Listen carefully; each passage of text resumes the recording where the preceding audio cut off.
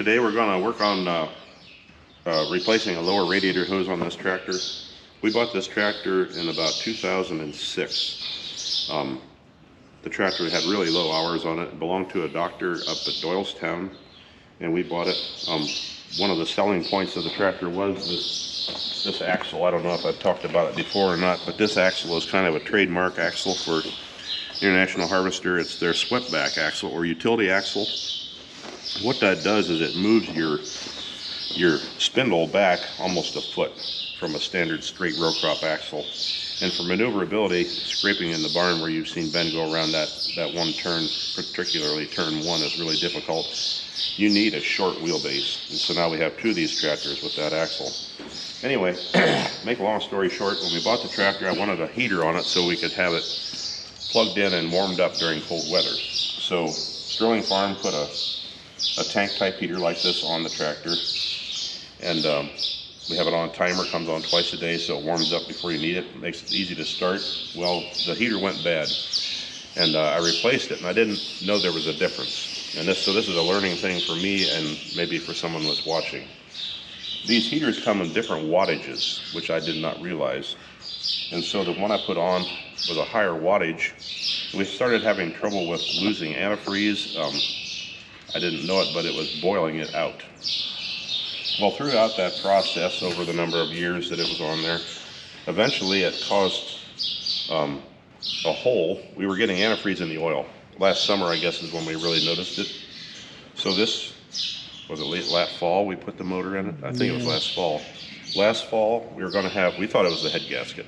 Turned out there was a pinhole in the block. So they looked all over the place trying to find an engine for us or a block, and thought they had one located in New York, and that didn't pan out. Ended up, they found one right in our backyard here, TMS Stoller Tractor. That's an IH salvage yard. It's not far from here. We've gone there for different things. It's kind of handy for us. They just so happened to have a tractor that had gone through a fire, and the motor itself was good. The rest of the tractor was toasted. And this is actually, the original motor is a 159 cubic inch. That's in a 385. 485s and 484s had the 179. This is actually an upgrade. We have a 179 in here now, so it has a little more zip. But anyway, so we didn't make the same mistake twice. I didn't want to put one of these on and boil the antifreeze out. So I thought we'd put one of these inline heaters, which is this one right here. I have one of these on a 484.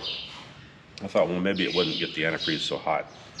Well, it turns out these are rather problematic. The first one lasted, 2 days, and it quit working. And during cold weather, you got to have something that works. So did some research, and Dennis up at Sterling told us, well, the problem is you have to have a heater rated with low enough wattage to match the coolant capacity of the tractor. So this is an 800 watt heater. This is the smallest one they make. And this is also a small cooling system. And I can't remember the number of quarts anymore. It's 13. 13 quarts. 13 quart cooling system, small radiator, small engine. So we're getting along fine now with this smaller wattage heater. So it's important to, before you put an engine heater on your engine, to find out your coolant capacity of the engine, and then find a heater that's rated correctly, especially these. These do a nice job of heating and circulating the coolant, but they also can get pretty hot. We've got one on a 756, one on an 856, but those tractors have a lot more coolant. So now we've got this hose that we cut a hole and put this thing in there, and we no longer need that. So we're going to change this hose out and put a complete hose in and remove that, since now we're using this style heater. So that's what we're going to do next. We got to drain the coolant and pull that hose and put the new hose on.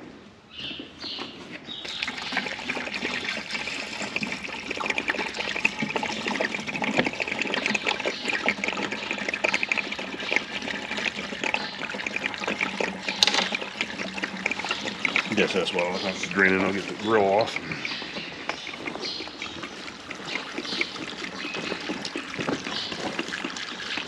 Yeah, we've got another one of these on a 484 down there at the North Farm. It's actually hooked to the chipper right now. It works just fine. I don't know what changed, if they changed manufacturers or what, but these new ones just don't last. The first one, like he said, I think lasted 2 days, and well, this one here, I don't know if it was a week. And the biggest thing that'll burn these things up is if you don't have coolant in the system. But we filled this full of coolant, and I was sitting here burping the air out of this hose, squeezing it, making sure, and we added all the coolant back in, and added a little actually, between pushing any air out that was possibly in there. And so I don't know what happened, if it's just a crap design or what exactly is going on, but it doesn't seem to work. All right, now we gotta get that one off. That one's never been off. This is a different style. Oh, buddy. Is that a screwdriver head? Yeah, flathead. This is about the limit of this clamp. I think we can make it work. Otherwise, we'd have to go to that old one. It's up to you. And then Would this you one, rather be on bottom or on top? The nut. it was on the bottom facing up Okay. before. Okay, what's the hardest one to do? I guess it doesn't matter, does it?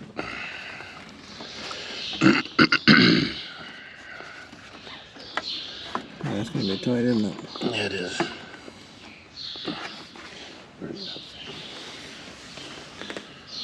This might help. Get the far side on that.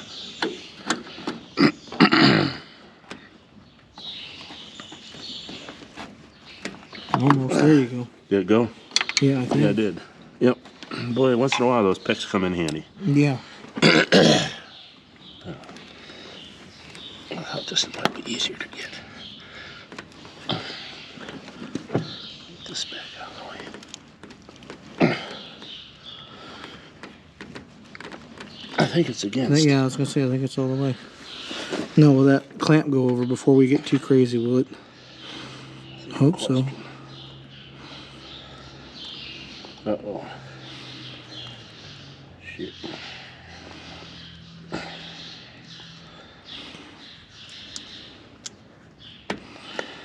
Well, it's not looking good. I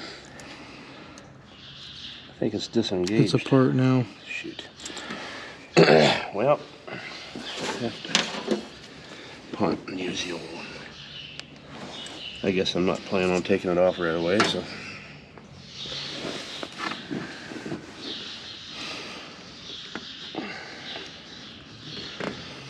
I mean, it worked before, so. Yeah.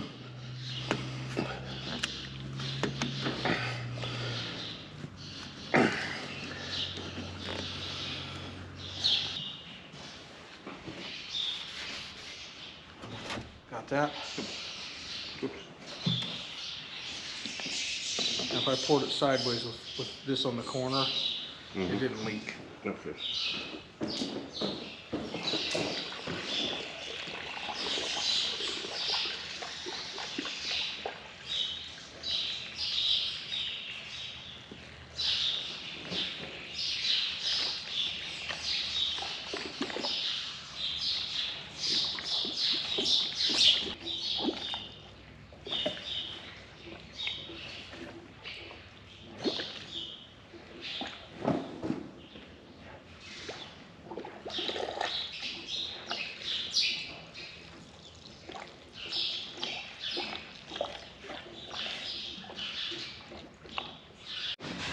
So what I'm doing is squeezing this lower radiator hose, trying to circulate the coolant. And you can actually kind of hear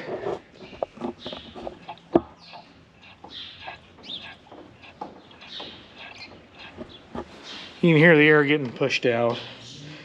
I think I'm nearing the last little bit here that might potentially have any air in it. I think we're getting pretty close to being full. That's everything that came out of this radiator back in. Dad went to grab another gallon of mix. We're gonna top it off, make sure it's plumb full where it's supposed to be, and then we'll go put this thing back and get on with the day.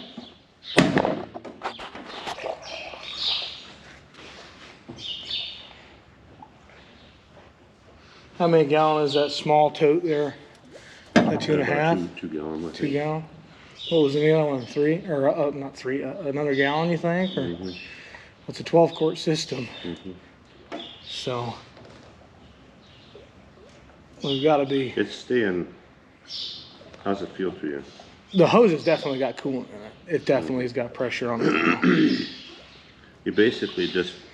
I'm just sucking it up and down there, and it's not I don't really think changing. you're getting air now. Yeah, I don't hear any. I think we got it. I think I better quit because it is up in the neck a little bit. Yeah, if we go anymore, we'll run out the reservoir. Okay, well here's this.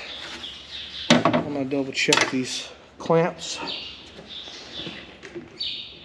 Yeah, I think we're good. Tight. These tight. I know the other one's tight. So here's your cap for your other container. Those totes are handy. Yeah. Well, I guess we gotta put that side Panel.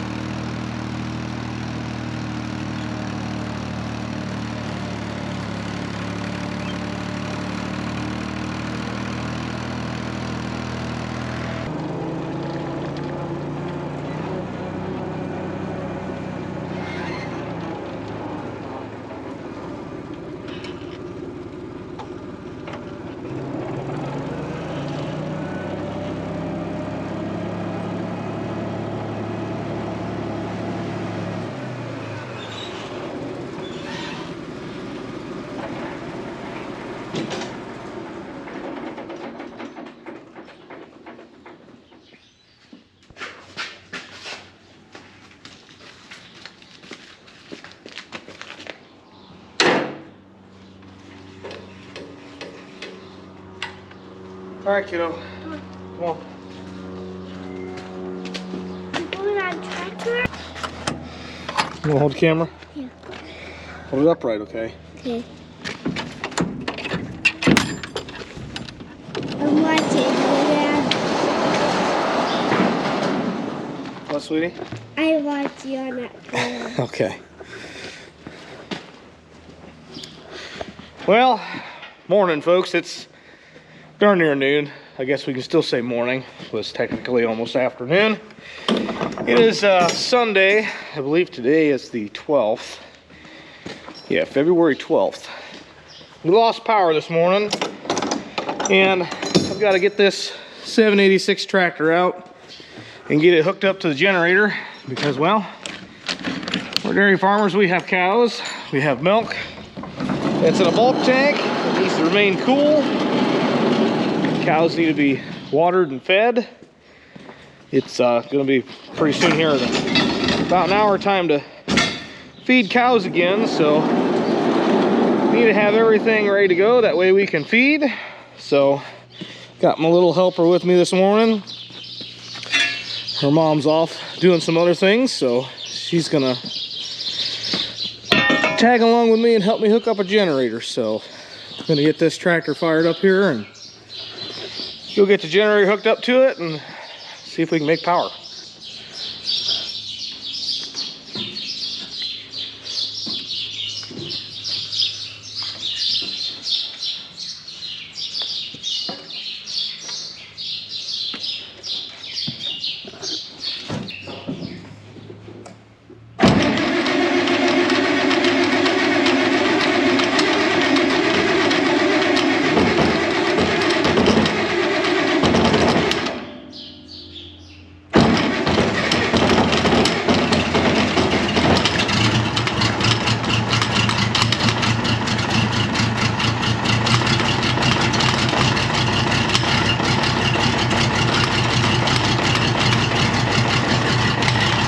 She hasn't been running in a few weeks. It's cold, so a little bit there to get her to start up, but I'll let it idle just a second. We'll pull it out the door and get it hooked up.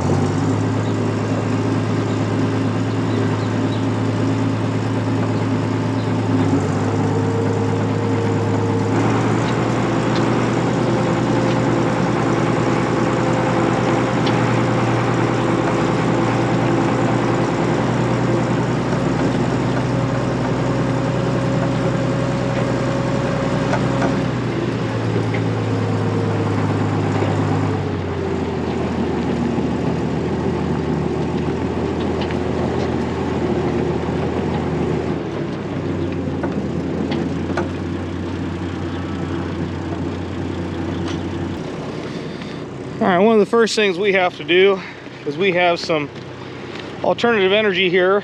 We have some solar panels and a wind turbine. The wind turbine really doesn't work anymore. It has some issues, and unfortunately that company's been discontinued, so we can no longer get parts. But nevertheless, we still have our inverter in here with the disconnect, so we're gonna have to kill all this. That way we don't backfeed into the system and potentially hurt someone, because you've got linemen that are out working on the power line. So in situations like this where there's a power outage, they're out there trying to figure out what's wrong and fix it. And the last thing I want to do, or anyone really wants to do, is backfeed power into the circuit. And while those guys, being as they're trained anyways, still you do not want to potentially backfeed the line and end up injuring one of those guys or potentially killing one of those guys, depending on what happens. So next thing we're going to do here is get this PTO shaft hooked up to the tractor and finish buttoning this up.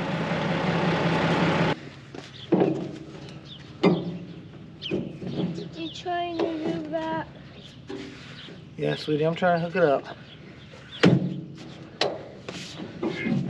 Okay, that's that in.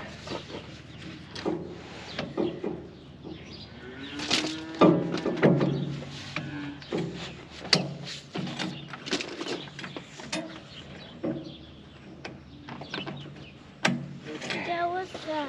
It's a PTO shaft, sweetie. And nobody touched it. Yeah, you're not supposed to touch that, sweetie. You're supposed to stay clear of it at all times.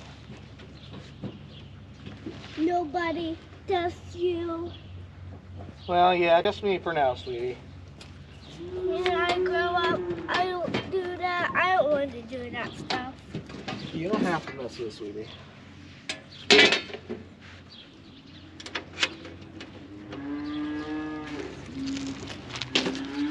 Watch out, okay?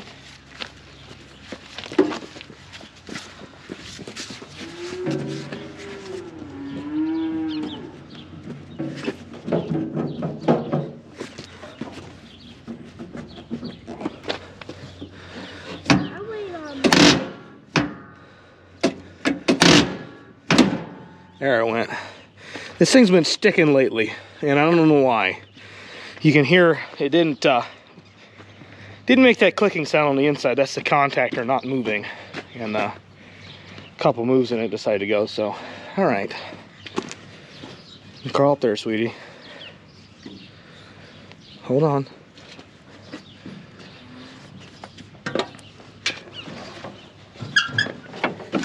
Okay. All right.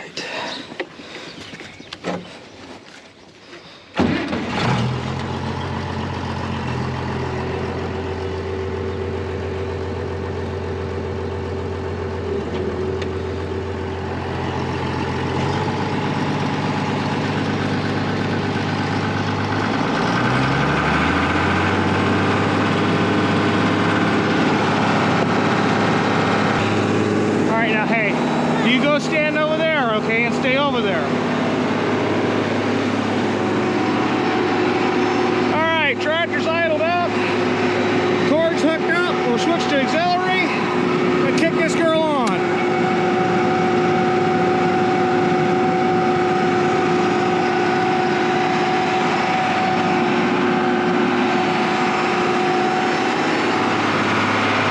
Okay, come on.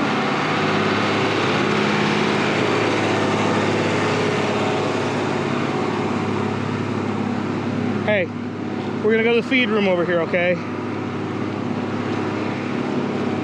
I'm gonna go see if we have power. Best place to check that's gonna be the feed room.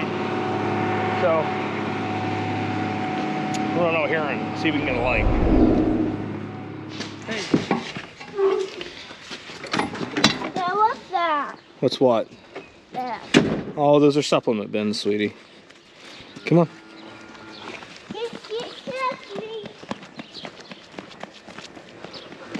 Well, unfortunately, we kind of did all that for nothing. Power's back on. But kiddo enjoyed hooking it up, so hey, stay here. We're gonna back things up. It's lunchtime. We're gonna go get something to eat and then resume with the rest of the day.